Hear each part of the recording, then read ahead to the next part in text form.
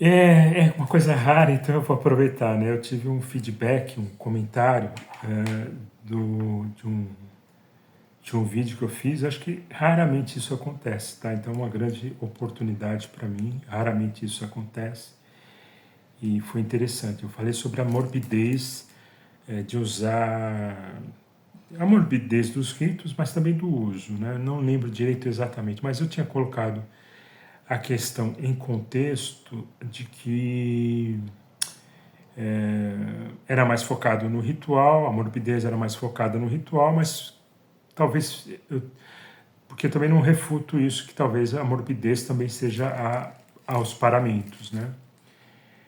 E aí ficou a discussão se é bíblico ou não é bíblico, e eu deixei bem claro que do ponto de vista geracional, né, do ponto de vista uma aliança entre um povo e Deus, eu não ia entrar em juízo ou falar qualquer coisa, porque isso não me pertenceria, né? Eu me considero, geracionalmente falando, um bastardo. Eu só conheço o meu horizonte de relação com, com pais, avós, bisavós é muito restrito. Praticamente todos meus antecedentes morreram muito cedo, né? Então eu mal conheço duas gerações, a do meu pai e a dos meus avós. Então eu me considero, do ponto de vista geracional, um bastardo, né? Porque não existe uma construção de 4, 5, 6, 10 gerações, né? Os nobres têm essa genealogia, os judeus têm essa genealogia. Quem mora em comunidades muito fechadas tem um pouco dessa genealogia, né? Eu não tenho, tá? Sou descendente de imigrantes. A história minha começa a ser contada no Brasil. Mal existem muitos elementos para contar essa história. E eu procuro ver isso com olhos benignos, né? Eu sou um cara dispensado de um peso geracional muito grande. Isso eu vou falar aqui de lado ruim e lado bom da questão geracional. Eu lembro de ter visto um comentarista ali falando sobre a bandeira dos Estados Unidos como símbolo geracional, né? E isso é muito bonito, né? É interessante que haja uma comunicação, né, nesse sentido de permanência, de cidade de Deus, por assim dizer, né? É você ter um, um, um, uma conversa transgeracional, né? Você conversar com os teus antepassados e você conversar com teus descendentes, né? Sem necessariamente conhecê-los. Isso é bonito, né? O judeu tem isso, né? O povo hebreu tem isso, é muito bonito, é muito bacana, é muito nobre, mas eu não tenho, com a maioria das pessoas principalmente no Brasil, do cristão brasileiro, nós não temos isso. Nós não temos essa transcendência geracional. Spam. Nós não temos essa descendência geracional, né? O bom, eu vou começar pelo bom de não ter, né? O bom de não ter é que a gente não tem esse peso hereditário. Ou, até sendo um pouquinho cauteloso, né? A gente às vezes tem e não tem consciência disso, o que seria uma posição ruim, né? Uma situação ruim. Você não tem esses vínculos, então você não sabe como chegou aqui, por assim dizer, né? E então esse seria o lado bom, seria uma liberdade, cara. Seria uma liberdade nesse sentido de você estar.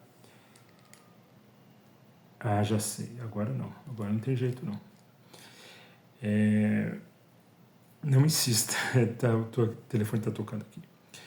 Então a gente tem essa liberdade, mas por outro lado, o negativo é justamente isso. Você às vezes não sabe qual é a tua herança, né? Tua herança mimética aqui, de meme, né? Tua herança de linguagem, não só genética. Essa aí você pode fazer uma investigação genética, mas você não teria uma investigação histórica, porque não deixou rastro, né? Então, nós não temos rastros do que funcionou e do que não funcionou, e meio que vamos que vamos.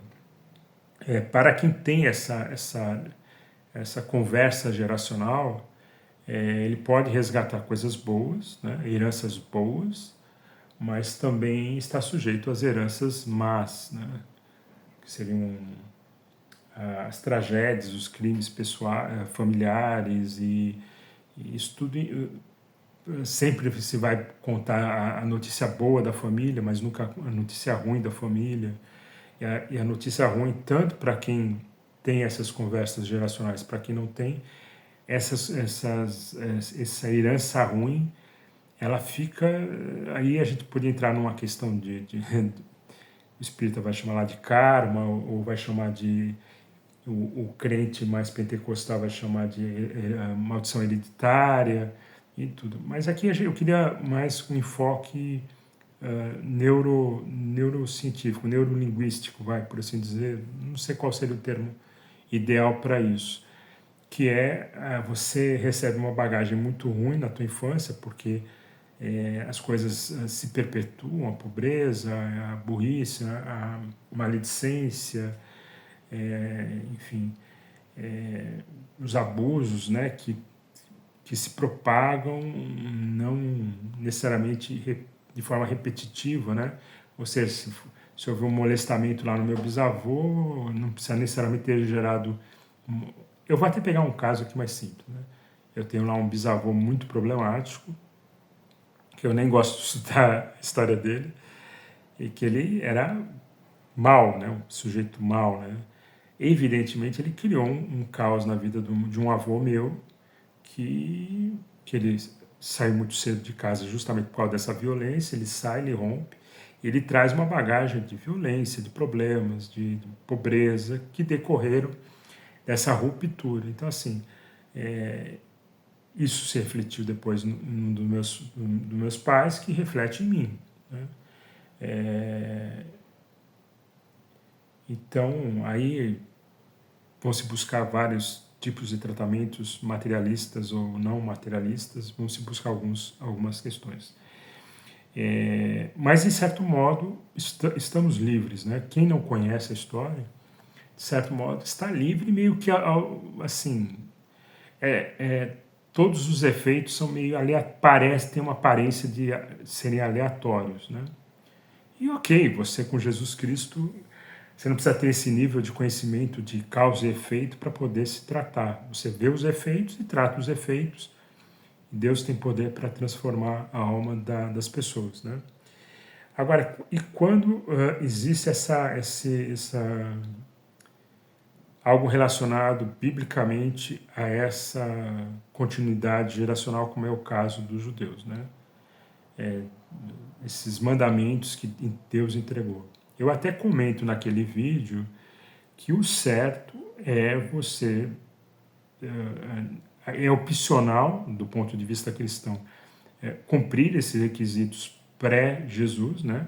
Porque essas coisas apontaram apenas para Jesus, e você pode ter Jesus com símbolos ou Jesus sem símbolos, né? O judeu, então, que crê em Jesus, ele teria a possibilidade de fazer uma dobradinha, né? Jesus mais os seus elementos simbólicos, mais as suas leis ritualísticas, né? Mas desde que fique em perspectiva, né? Desde que essas coisas se subjuguem a Cristo e sejam apenas para a ilustração de Cristo, né?